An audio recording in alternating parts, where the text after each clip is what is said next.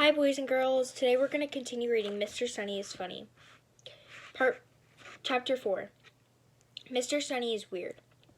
Mr. Sunny had a baseball cap on his head and earphones in his ears. He was working very hard in his sandcastle, using a plastic shovel to carve the walls. Finally, he noticed me and Andrea watching him. "Hi, AJ," he said. "Who is your girlfriend?" "She's not my girlfriend," I said. "I'm not his girlfriend," Andrea said. "Well, who is your friend that's a girl?"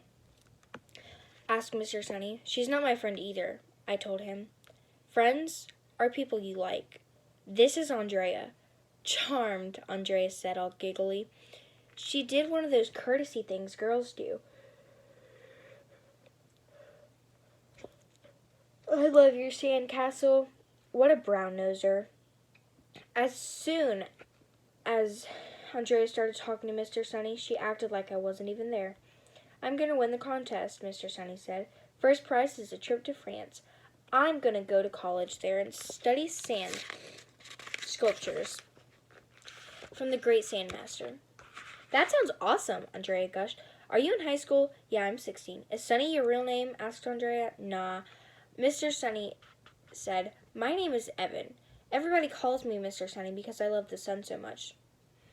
"What's in a name," said Andrea, "that which we call a rose by any other name would smell as sweet? Shakespeare wrote that, you know." "Ugh." Mr. Sunny took off his baseball cap and showed it to us. It had solar panels built right into it. Then he turned around and showed us that his tank top had solar panels built into it too. "The solar panels power my iPod," Mr. Sunny told us. "Why do we have to burn gas or coal when all the power we need is right here in the sky? Global warming is a bummer, man." "I hate global warming," little Miss Brown-Noser said. If Mr. Sunny said he hated butterflies, Andrea would probably say she hates them too. "Excuse me," Mr. Sunny said. "I can't talk right now. I have to work before the sand castle. I have to work on my sandcastle before the beach fills with kids. Men of few words are the best men," Andrea said. "Shakespeare wrote that too." Mr. Sunny took off his shirt and went back to carving the castle. When he turned around, I could see the word "Sunny" written across his back in white letters. "Is that a tattoo?" I asked. "No," Mr. Sunny said. "I cut the letters Sunny out of paper and taped them to my back. It's a sunny sunburn." Andrea said was all giggly and told him his sunburn was cool. "I bet you have lots of girlfriends," Andrea said. "Oh, I don't have time for that," Mr. Sunny replied. "Sand is my life." Mr. Sunny is funny, but if you ask me, people who wear solar panels and tape letters to their back is weird. Soon the beach filled up with people, blankets, and umbrellas. I went for a swim. When I came back, Andrea and a bunch of other kids were gathered around Mr. Sunny. "Part of being a lifeguard is to teach your kids about first aid," he said. "Does anybody know what to do if a person is drowning and can't breathe?" Little Miss I Know Everything waved her hand in the air, just like she was at school. But Mr. Sunny called on me, so na boo boo to Andrea. "It depends on who's drowning," I said. If the quarterback of your Pee-wee football team is drowning, then you have to get a new quarterback right away, because if you don't have a quarterback, you'll have to forfeit the game." Everybody laughed, even though I didn't say anything funny. Andrea rolled her eyes. "How about you, Andrea?" asked Mr. Sunny. "If somebody is drowning," she said, "you give them mouth-to-mouth resuscitation."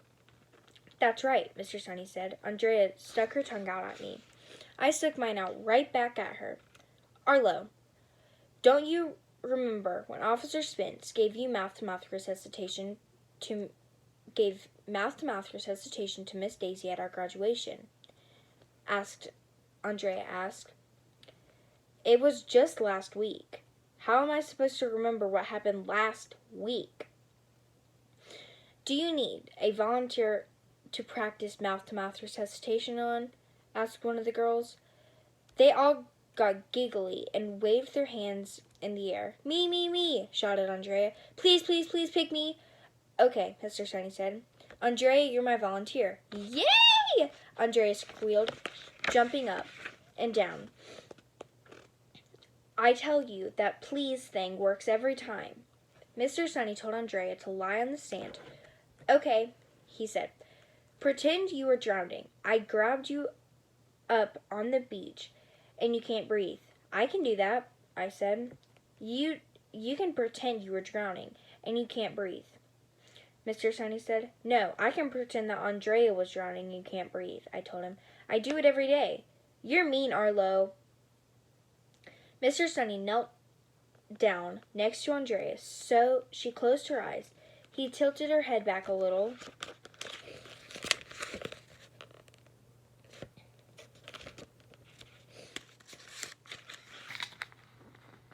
Pinched her nostrils shut with his fingers. Then he told us we were going to pretend to blow a few breaths of air onto Andrea's mouth so she would be able to breathe again.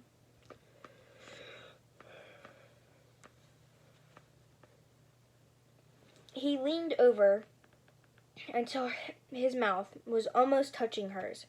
Andrea puckered her lips and, Ew, disgusting! Mr. Sunny was about to kiss Andrea. I thought he was going to throw up. I thought I was going to throw up. That's when the strangest thing in history of the world happened. Shark! Somebody yelled. There's a shark in the water! Chapter 5. A Strange Visitor. We all looked up. Sure enough, in this distance, there was a shark fin sticking out of the water. Wow, everybody said. Which is Mom upside down. Eek! Somebody screamed. Sharks are scary. My friend Billy, who lives around the corner, told me a shark can bite your head off. Bite your head off like it's eating grapes. I saw a movie where a shark ate a bunch of people. In the end, some guy threw a tank filled with gas in the shark's mouth and blew it up. It was cool. Everybody on the beach was yelling and screaming and freaking out.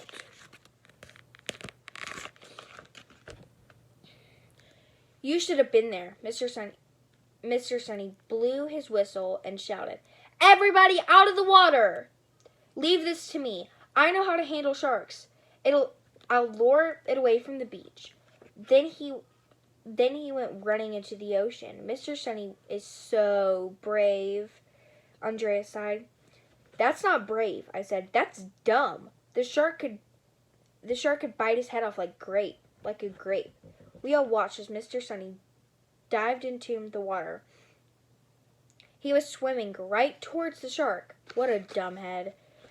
I was sure the shark was going to bite Mr. Sunny's head off like a grape. But it didn't.